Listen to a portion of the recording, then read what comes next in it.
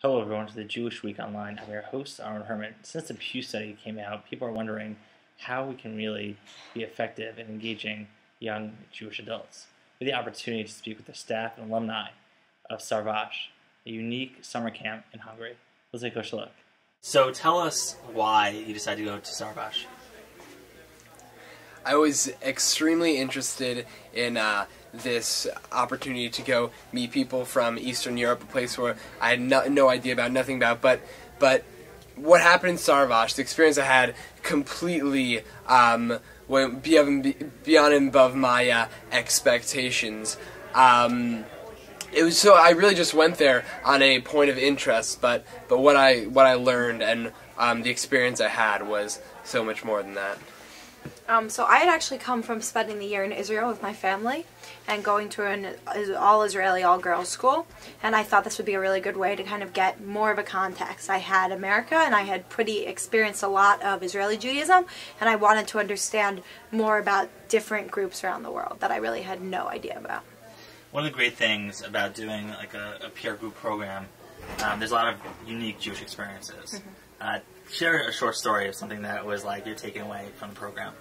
Far and away, one of the most unique Jewish experiences I've had in my life was in Szarvas when we bar mitzvahed a 17-year-old boy on just a weekday during the afternoon services. This boy, it was not that he didn't want a bar mitzvah or that complications happened, but simply he did not live in a Jewish community, and a bar mitzvah was not possible for him. So we decided on this day to give this kid a bar mitzvah, call him up to the Torah, and make him a bar mitzvah. And as he got up, our rabbi said, "What's your Hebrew name?" And he said, "I don't have one. I was never given one." And at that moment, at the spot, he gave him a Hebrew name, something I've always taken for granted. My bar mitzvah, something also I've always taken for granted, and it was just amazing having that experience.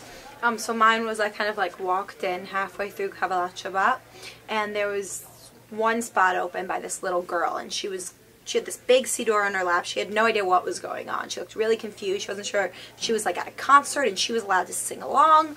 She was just kind of looking around lost. And I sat next to her and I opened up the book, and somehow I managed to talk her through and show her what we were singing. And she didn't know any of the words, but at one point the words kind of lapsed into this melody, and I got her to actually sit there and sing the melody with me.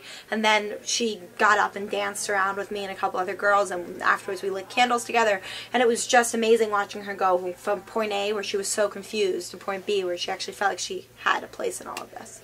What does it mean to you to be part of the global Jewish community, and what are you taking back to your family and friends? I think what it means to be a part of the global Jewish community is more of just how my Judaism, how my individual beliefs, and how I practice Judaism can contribute and participates to all the other groups of Jews around the world. Yeah, I mean, I think there's a lot of responsibility. I think kids like Ben and I, who've grown up in America, especially in New York City, we have all these resources that kids in Hungary and Russia, they just don't have the resources, they just don't have the context, even if they wanted it. And part of the battle is getting them to want it, but a big part of the battle is then once they do want it, where do they go? Should they go to America? Should they go to Israel? Or should they stay there and try to build it there? So I never even knew these problems existed. And I saw there was a Holocaust, and then that was it. I had no idea that there were still Jewish communities that were alive and struggling to flourish. So I came back with this much broader context, but also this real feeling of responsibility on my shoulders, that the next time I go and visit a Jewish community, maybe it shouldn't be in Israel, maybe it should be in Moldova. So tell us about the goals of Szarvas. So there are really three core goals of the Szarvas Fellowships program. The first is to create a cohesive, pluralistic community amongst the American fellows who participate in the camp. Goal number two, which I'd say is really the most important goal of the program, is really being engaged in this global Jewish conversation and dialogue throughout the course of the 2 weeks in Szarvas. Goal number 3 is really being able to combine the first 2 goals, is taking this pluralistic experience amongst the American group, taking that, bringing that to that camp, and being able to include within that conversation the global Jewish experience. And really the end goal is for every participant who comes in the program to see, learn, engage, be in dialogue, learn about others, and through that experience really being able to learn about yourself. Being able to take home with you that Jewish life in Eastern and Central Europe is growing, is developing, is re-emerging in an incredible way, and to come home and be that spokesperson to speak in your community. Let people know about this. Let people know about the great work of the JDC and of the Lauder Foundation across Eastern and Central Europe and the former Soviet Union. Why is it so important for young adults to travel to Szarvas? There are only a few ways of expressing Jewish identity. You can express it as a religious Jew, you can express it as a cultural Jew, or you can express it as a global Jew, a person that belongs to a community much wider than yourself. And Szarvas is actually that experience in a way that you can hardly ever get it. You walk into the camp and right away you see Jews from Israel, from America, from Russia, from Moldova, from Hungary, from Slovakia, from Serbia, from Slovenia, and that experience is a transformative experience.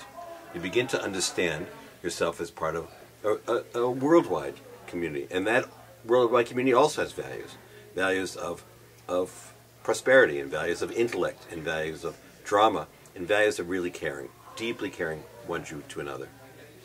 We heard from some alumni of the program that they didn't realize there was this Jewishness that happened after the Holocaust. They thought, like, after the Holocaust there was no more Jews. So why is it so important now to say to these young adults, like, there's something out there more. You need to be connected to this global Jewish community. And what do you think these alumni will do when they get back? Well, I think that Judaism can either be a nostalgic experience or a progressive experience. And the progressive experience is one that has a growth to it, a future to it, an imagination of what the world can be. Nostalgia is just holding on to the past for as long as you can before it disappears. And so if you go to Europe and you just see it as a big museum or even a graveyard, then all of Judaism feels in some ways as a museum or a graveyard. If you go to Europe and you see new creative ideas, particularly secular and cultural ideas, because Hungary was the greatest secular cultural community before the war, and could be again after the war. There are still 120,000 Jews in Budapest. It would still make it one of the largest Jewish communities of any city in America. Then you begin to say, you know, we have to take our own role. We have to recreate Judaism. You know, there was a young guy from Budapest that said, you know, I'm not much of a religious Jew, but I have a big imagination of what might save Judaism. And his name was Theodor Herzl. And around the corner from him, there was a woman who said, I'm going to go to the new state, but I'm not going to forget about who I am. And she parachuted back during the war, and she tried to save her family. And her name was Chana Senesh. So, you know, this idea that Europe is just one big graveyard is an idea that we actually have to put to rest. We actually have to go clean the graveyards to see exactly who was living there so we can visit the future. The program itself is rich in trying to empower young adults to understand our global Jewish community. How do you create those tools to inspire them? First of all, I think that when they are in Szarvas, they can express themselves openly Jewishly. They are in the positive Jewish environment, and I think they can also explore their skills, and they can explore themselves. And when they go back to their communities, we provide them a lot of training programs and a lot of educational programs where they can move on to the next stage. And finishing these programs, they can take over the leadership of the communities, they can lead kindergartens, they can lead JCCs, they can be proud professional Jews. Can you share with us a story that, like, what's one of your, I know I'm sure you have tons of stories. Share with us one story that sort of defines Szarvas. I love the story of a boy from Bulgaria who one day just wanted to prepare a meal for his parents as a surprise. So he arrived back home from school a bit earlier, and he prepared the meal, and he started to look for a tablecloth to set up the table, and couldn't find anywhere. And on one of the shelves he found something that looked like a tablecloth, and it had the blue and white design with some strings in the corners, and he decided that it would be good enough for be a tablecloth, and just those strings are not matching that design, and so he just simply cut off these strings. And when his parents came home, they were shocked, and that was the time when they told the boy for the first time ever in the age of 15 that he's Jewish. And they sent him to Szarvas, and he was involved for some years. He started a training program, and today he's one of the most active members of the Jewish community in Bulgaria. And I think that what this is one of our tasks, and what is one of our roles is basically symbolically to stop this hand before it cuts off the strings and show the right direction to the Central Eastern European Jewry. Can you share with us a story that inspired you, and that's something that sticks to you each day?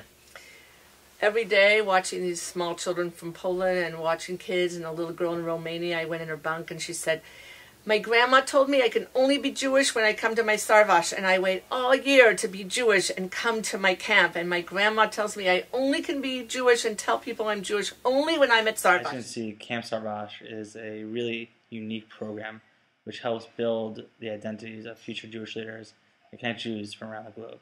This is Aaron Herman, and thank you for watching.